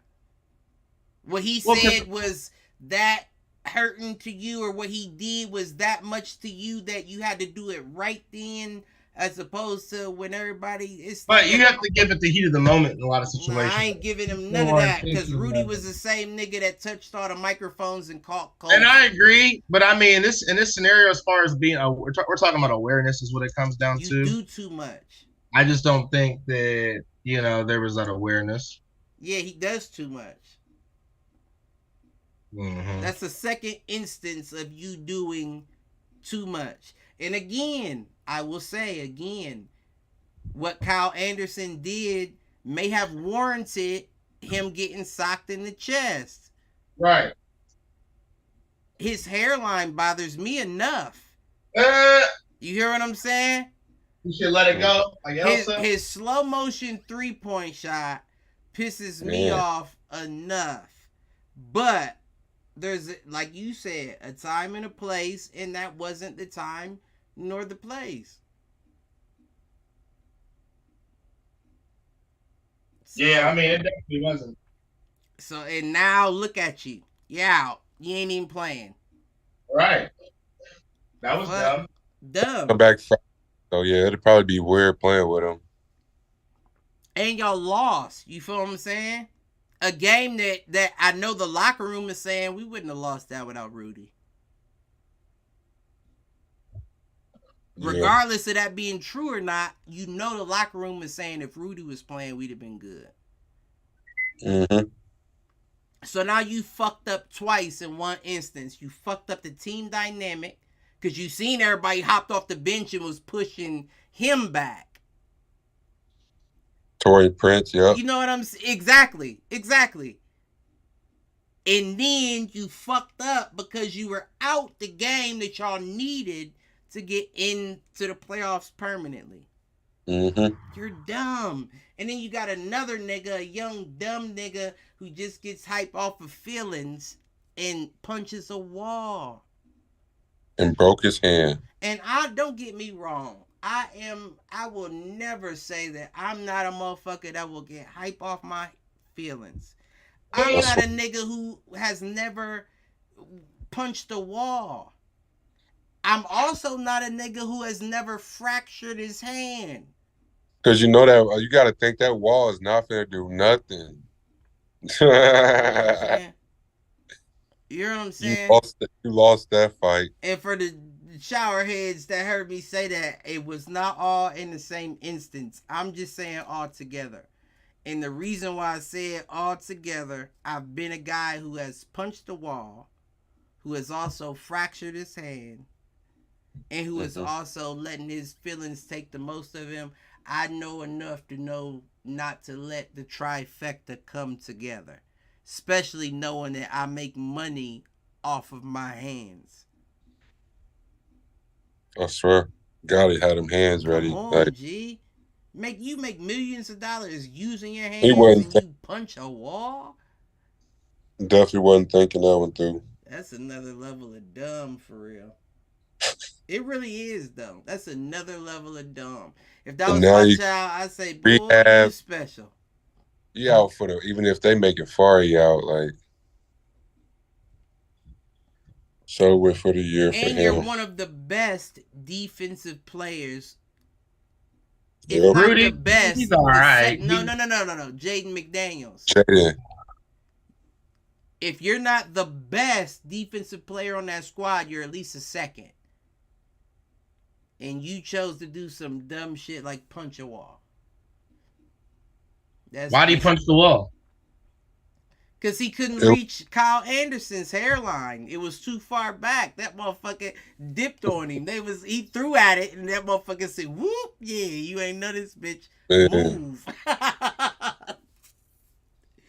Listen, he was probably mad at Kyle too. No, I'm just playing. I don't know what Kyle Anderson did, and I looked into it. I watched the highlights. I'm talking about McDaniels. Why did he punch the wall? He's the one that punched the wall, right? Right. I mean, it was like probably over the whole situation. Yeah, that's weak. I'm not punching the wall over two other grown men's situation. I remember being a child, right? And Chris, my little brother, would be with me.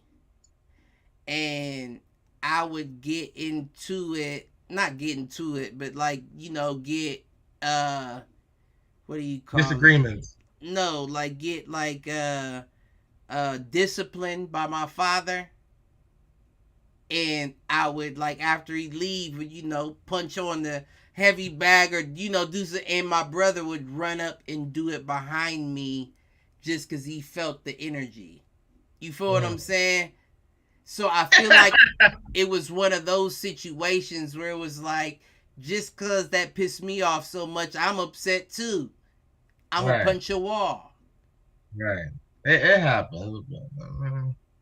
y'all family. But you know what I'm saying, though. Anybody knows what I'm talking about. Where energy rubs off on the people around you. Where if you come fucked up, usually somebody follows fucked up.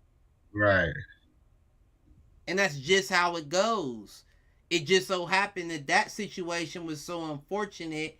It was compound to the point that Rudy might have fucked up his relationship with Kyle, and Jaden fucked up his hand because he was so upset at what happened with Rudy and Kyle. You feel what I'm saying? Yep. That shit happens daily. You just don't, look at it like that. And now Minnesota's in a fucked up spot because of such. Y'all lost to the Lakers, and now you have to win the next game. Yep. Or y'all ruin y'all season. They'll play the loser of the winner. They'll play the loser of the Pelicans in the OKC game. Yep. And either way, that's tough. I don't care what you say. Either way, that's tough. Yeah, just to be at this point, you want to win and be in. So man, because either one of those two teams have other players to defer to. And to look back on your season and see that you blew it away at the end of the season like that, just because of that. Yeah. OKC might not have Chet. They might not have Giddey, but they got Terrence Mann. They got all them other motherfuckers. I think they still got Isaiah Roby, and I think that's who I was mixing up with David Roby. But y'all still got a squad. Look at New Orleans. Y'all might not have Zion, but y'all still got a nice squad of motherfuckers to help y'all out with Brandon Ingram in there. Mm-hmm. It's going to be tough either way it go for Minnesota just because that one series of events. Chicago. Lemony Snicket's, a series of unfortunate events. Y'all seen that movie? Yeah, it's been a long time. It's been a good one. If y'all ain't seen it, I suggest y'all watch it. Showerheads, y'all too.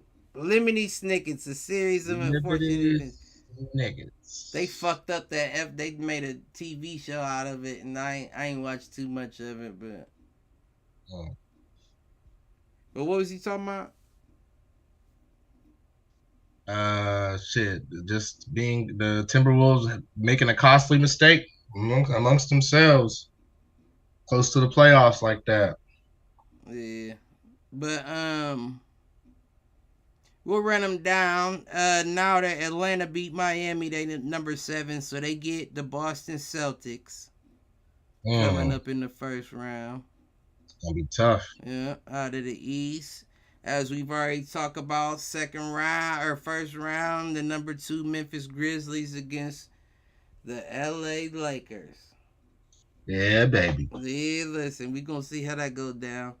Then we got coming out of the East, the number 3 76ers against the number 6 Brooklyn Nets. I actually think that's going to be a very interesting matchup. Man, 76ers, I think the Sixers will probably sweep them, honestly. You think? Yeah, Joel Embiid's they're dropping 60 points and shit like it's nothing.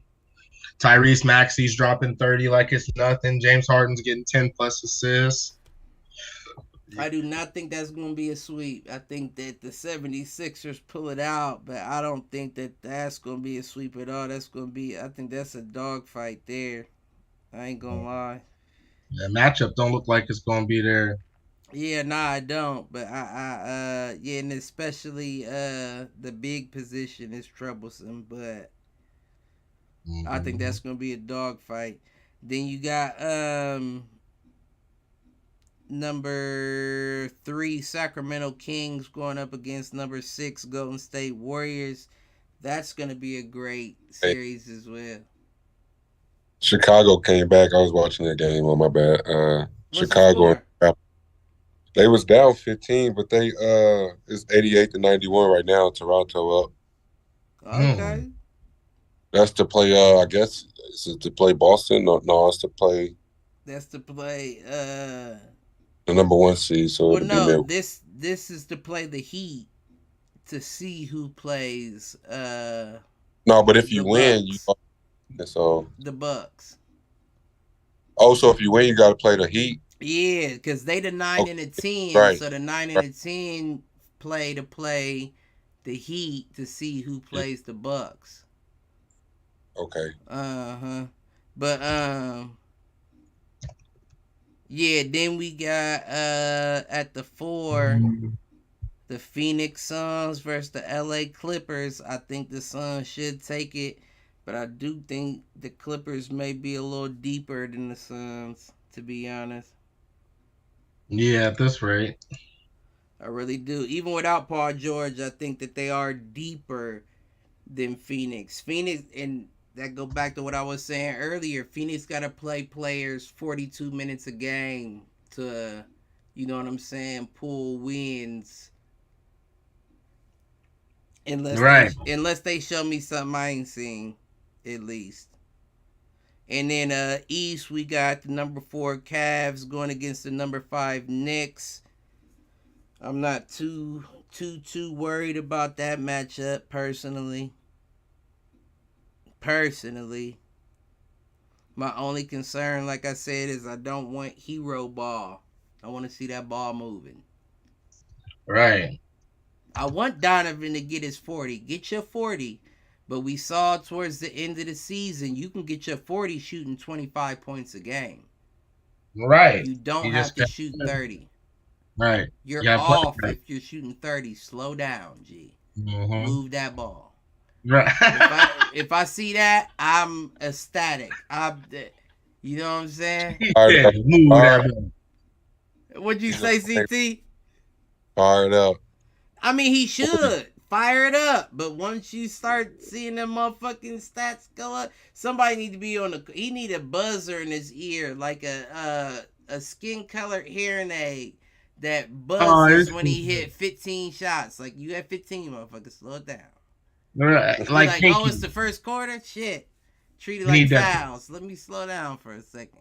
You need that pinky in his ear. Slow the motherfucker down.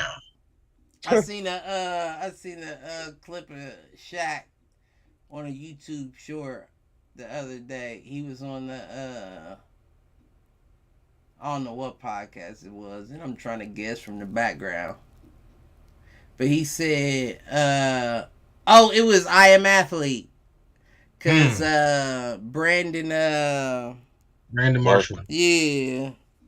He said, you did Spider Mitchell so dirty, and he was like, no, I didn't. He said, yeah. He said, you said he didn't have it, he wouldn't be nothing. He said, yep, the same thing I said about Kobe, the same thing I said about D Wade. And then what he do? He dropped 71. He said, see, these young cats, you can't compliment them. You gotta cover it up. You said what? He was really talking bad about D Mitchell, I think, then, but he trying to just say it now, like right, and that could be the case. But all I'm saying is, at least somebody's seen it. I'm just playing. Nah, I'm happy D Mitch is there. He just better show me something.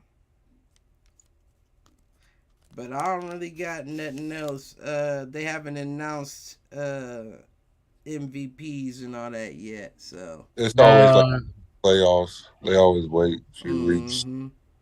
Joel Embiid wins second straight scoring title. Follows up last season's 30.6 point average with the career high 33.1 in the 2022-2023 season to win his second scoring crown in a row. So if he did it, then they BS'd him for sure. Yeah, speaking of that, he actually says as of late now leads the MVP discussion again. Or the rank, I should say. Mm-hmm. Yeah, I'm about to say if he don't win it, then that's ugly. Because Jokic ain't improved nothing in the playoffs ever since he won them. So you got to do something else other than just get the MVP. Facts. And Udonis Haslem wrapping up his 20-year NBA career. Yeah, 24-point guy. Showing he still got like 24, 4 and 4, I believe. He had three threes. I don't think he hit 3, did he? He did. He might have. And he had a dunk. Oh no, he had a couple, I believe. I think he caught an alley-oop too. The alley-oop was the one, yeah. But I thought he had another dunk on his own. I might be wrong. He was pulling up from mid too. That motherfucking shot was on. He had 3 threes.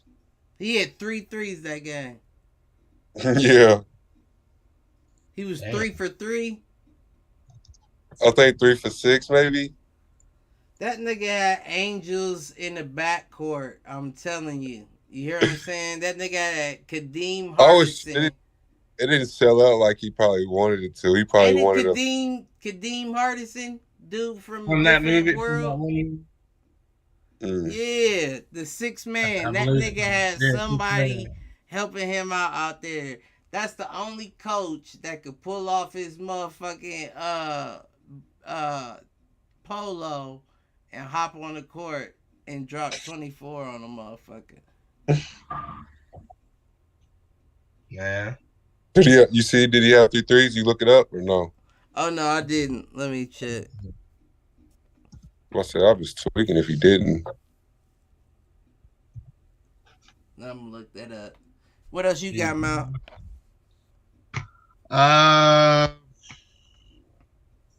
Let's see. Yeah, so Steven Adams for the Memphis Grizzlies likely is out for the playoffs. Yep.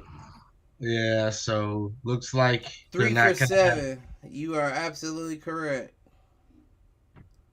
That was against the Magic on the 9th. Mm-hmm. You are absolutely correct. Pistons Dwayne Casey moves from the bench as a coach to the front office. Mm-hmm. So they gotta find a new coach. That's kind of interesting. It's like, did he get asked? Like, was it more of like, here's your options, or like, I wonder what's really the scenario? Well, I don't know. I mean, that's a good question. Me, myself, at least, I interpret front office as somewhat of a promotion. I do too. But I could also see it being a lateral move. Like Bruce Arians, when he went to the front office. Right. You know what I mean? Like, instead of firing you, we'll let you. But see, I don't think that would be the case for a Dwayne It may not. Casey. I just think that you're more skilled in these areas as opposed to these. That could be. We're gonna put you here. Could be. But Golden I don't State. Think.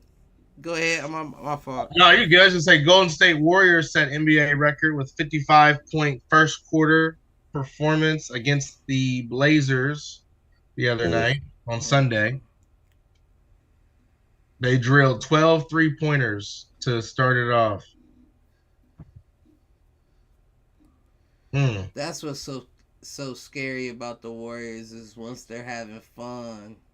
Because now it's not a big 2 no more in the backcourt. You got the big 3 with that's what they're calling it now. With that, like they low-key leave Draymond out now. I just seen a post the other day where they were like, the 3 of them combined for like 70-something points the other night or something. Jordan Poole, Clay, and Steph. They called them the big 3, like the shooting big 3 or whatever you want to call. And that backcourt's tough. So that's gonna be scary. Warriors. Hey, I love Steph, but yeah, fuck the Warriors. Hey, I'm like CT. When it comes to Steph, I'm going where Steph go. He motherfucker go to the Magic tomorrow, boy. Go Magic again. You know what I mean? But he only gonna make the Magic a playoff team, like right. They're gonna be like, why would you say that? Yeah, right. Just because Steph Curry, like that motherfucker, you know the fuck he is, like. That nigga's stupid. Hey, you ain't lying though. Hey, NBA. Bron go to 10 NBA Finals for no reason. Like, right? How would you not go with Bron over? Come on, man. He's sick. He is. He's just a hater. But NBA set an all-time attendance record this season. This season marks only the second time in NBA history that the total attendance exceeded 22 million. So I guess it was a good year for the NBA. A lot of basketball watched. 22 million. Hopefully they keep the ratings up because you know how they're trying to do this tournament and stuff. They adding the tournament and shit next year. Right. Facts. But each player get $500K if they win. You know what I'm saying? That's kind of dope. It'd be a dope like a young rookie. Shit. Right. Yeah. Nice for you know. Hey, Bucks, Brook Lopez actually did end up number one for the Defensive Player of the Year. Wow. So he wins Defensive Player of the Year. Shout out Brook Lopez for the Bucks. That's what I was telling Darren, man. Well, that's what I was also kind of alluding to earlier. Like, yeah, of course you take Giannis away. It's not quite the same team, but like, man, you got your center winning Defensive Player of the Year. Like, that's pretty helpful. Nah, that is. That is. You know what I'm saying? And he been busting from three. When he can go all score, have scoring nights too. So yeah. I mean, I still don't have trust in him taking it without him now. Yeah, facts. But shout out to Marcus Cousins. He joined a team in the Puerto Rican League. Apparently, he's Puerto Rican. I know he mad. He want to be in the league. In the Puerto Rican League. That's random, ain't it? Hey, he's smart though. They got some beautiful. I'm sure that's a different story, but I'm sure they got some beautiful women over there. Oh, that's facts. You know, so maybe he went for the views. Maybe he went for the scenery. You know, but you want to find Marcus Cousins? He's in Puerto Rico or something. Who's hitting him? Who's hitting him? Darren for sure, but that's damn near every week with his ass. But coming at you LeBron. know what I mean? For real, bro. Like, you just tripping. But I'm gonna say to the Dallas Mavericks. Y'all, what happened, Dallas? Y'all didn't make the playoffs. Y'all had Kyrie. Y'all had Luka. Hey. And I didn't get to do it the other week, man. But the people that was hating on my girl doing that, you know, it's in the LSU. Oh, Angel Reed. Yeah, we did it for the people was hating on her, man. Hit them fucking hours, man. Yeah, hit him again. Hit him again. And again. They only turned her up a little more. She got like a hell of endorsements and shit now. Like her fault. She said she got like 2.1 million on social media. God bless. And hit the showers, Jill Biden, because she said after that championship game. First and foremost, Jill Biden. Oh yeah, is that the first lady?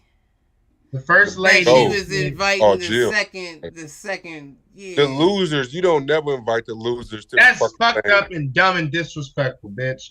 Losers don't get invites, and I'm sorry for calling you a bitch because I hope my grandma ain't listening. Nah, that bitch. Well, grandma, what Cliff said, but no, for real, yeah, that was ignorant though. That wasn't cool. That was really dumb, for lack of better words. It goes to what's been said for so many years. You right. You know what I'm saying? You want Louisiana in your White House? You want KFC or Italiano?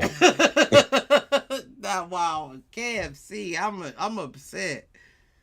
Don't let your light skin show. You want that Zaxby's? Don't let your light skin. Or that Rita's Ice. All right, man. I'll see y'all in the next one. I'm finna go eat. Who hitting them? All right, CT. I said the people that was, you know what I'm saying? The people that.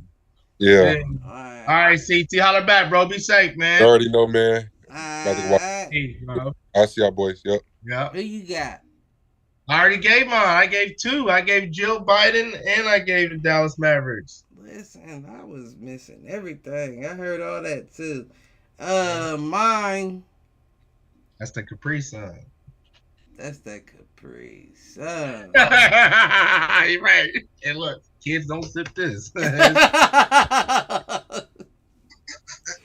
Mine gonna have to go just to wrap him up. I'm going with Memphis's front office, man. For passing up on Kennedy. Yep. Yeah, like for you to get rookie of the year when you get dropped down to the G League is impressive. And then imagine what that experience and production would have looked like if he was banging around with them from the jump. Right. That's tough. That's real Purdy-ish in my opinion. Right. He missed out on something good, you know? Motherfuckers pulled a Purdy. They was sleeping.